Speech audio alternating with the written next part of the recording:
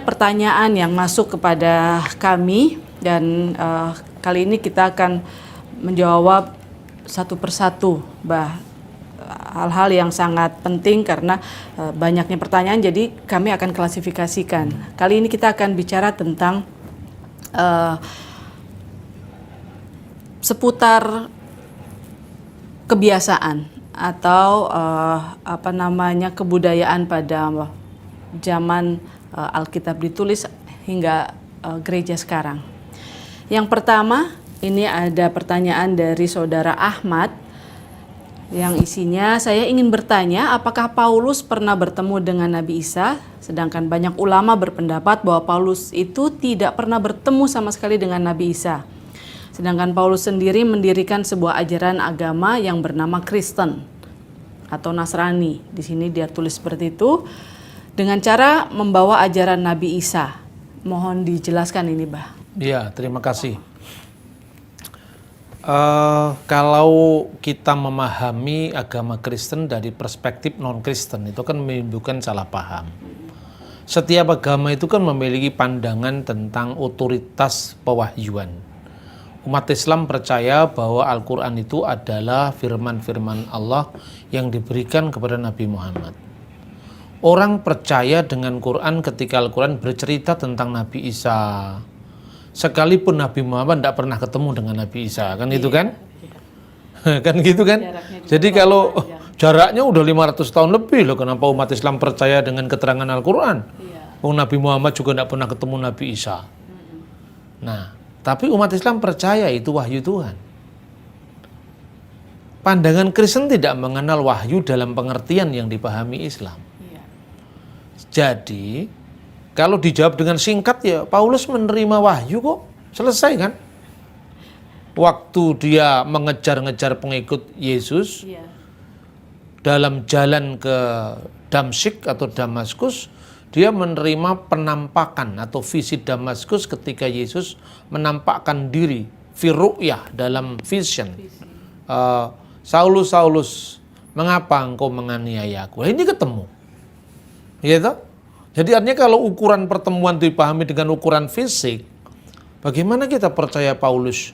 Karena Paulus tidak bertemu secara fisik dengan Nabi Isa, dengan Yesus. Dan Nabi Muhammad juga tidak pernah ketemu. Jaraknya lebih dari 500 tahun. Ya kalau memakai logika ilmu sejarah dalam pengertian seperti ini, ya Islam tidak masuk. Kristen masih lumayan lah masuk, karena apa?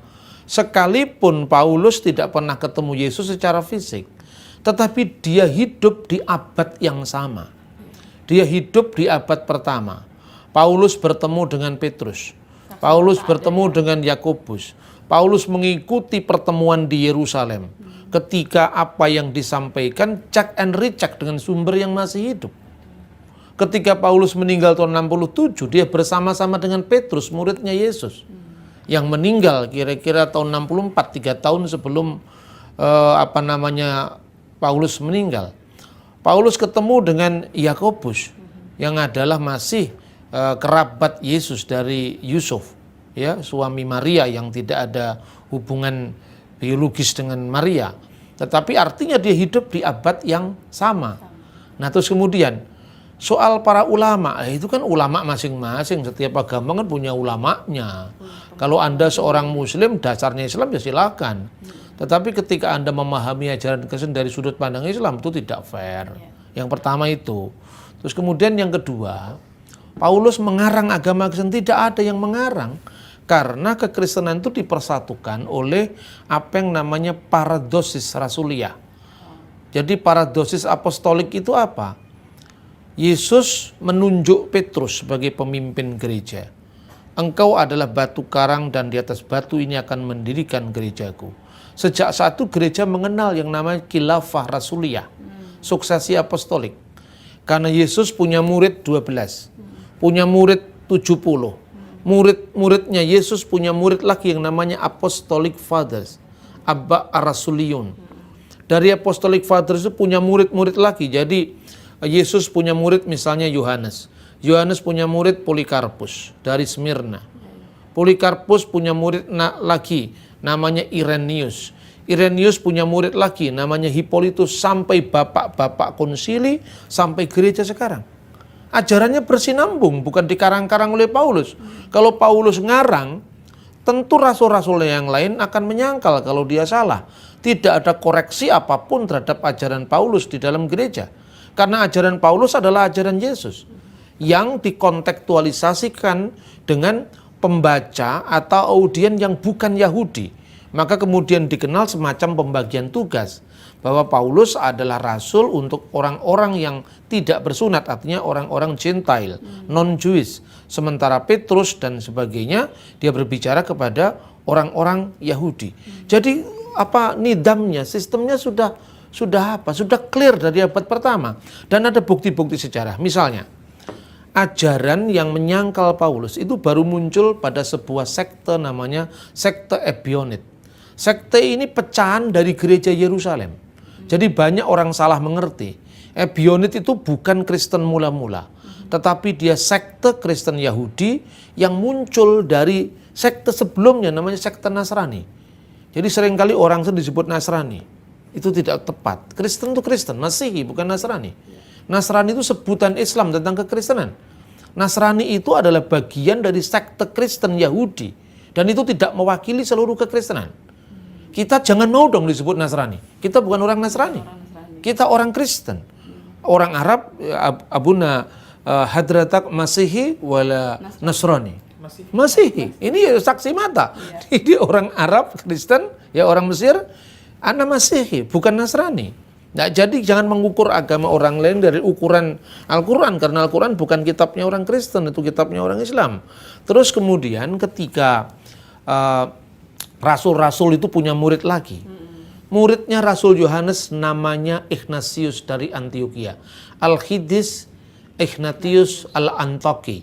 Dia dari Antioquia. Dia nulis satu buku, 7 surat kiriman sebelum beliau ini meninggal sebagai seorang syahid, mati syahid di kota Roma tahun 107 Masehi. Dia nulis surat kiriman tidak bermasalah dengan Paulus. Muridnya Yohanes yang dipertentangan dengan Paulus tidak bermasalah dengan Paulus. Jadi dasarnya jangan opini, data sejarah. Clement dari Roma, bahkan namanya Al-Khidis Clement atau Santo Clement itu disebutkan dalam surat Paulus, yaitu surat Filipi pasal 4 ayat 3. Dia menulis surat agar meneladani Petrus dan Paulus. Tidak ada pertentangan antara Petrus dan Paulus. Kok tiba-tiba di abad 18 muncul nama mazhab Tübingen. Mazhab ini didirikan oleh seorang yang namanya Ferdinand Baur, yang mengatakan katanya Pauluslah pencipta agama Kristen yang dipertentangkan dengan Judeo Christianity versus Pauline Christianity. Ini teori zaman perang Diponegoro. Teori dari abad 18, 19 tidak bisa representatif pertama. Makanya gereja ortodoks itu adalah gereja yang dari awal sejarah kekristenan tidak punya catatan Paulus pernah bertentangan dengan rasul-rasul yang lain.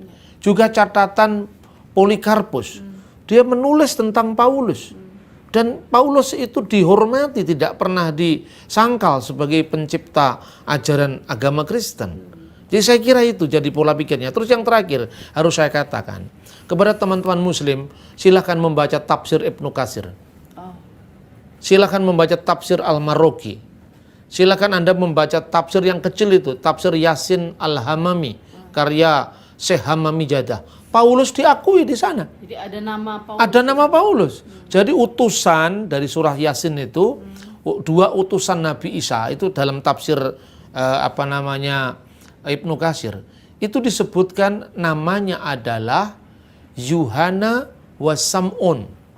Ya, disebutkan ismu Rasulain al-awaliyin Sam'un wa Yuhana wa ismu Tsalits Bulus. Jadi rasul yang pertama diutus ke Antioquia yang pertama adalah Simon Petrus dan Yohana, dan nama ketiga adalah Paulus. Jadi tafsir Bulus ismu Tsalits Bulus. Jadi tidak ada masalah dengan Rasul Paulus dalam kitab-kitab pesantren. Sebentar, Mbak. Bulus itu beda dengan bulus dalam bahasa kita kan? Beda, bulus bahasa kita itu kan penyu. Itu Paulus itu bulus bahasa Arab. Risalat itu bulus Rasul al-awal ila ahli Korintus mathalan. Oke. Ya.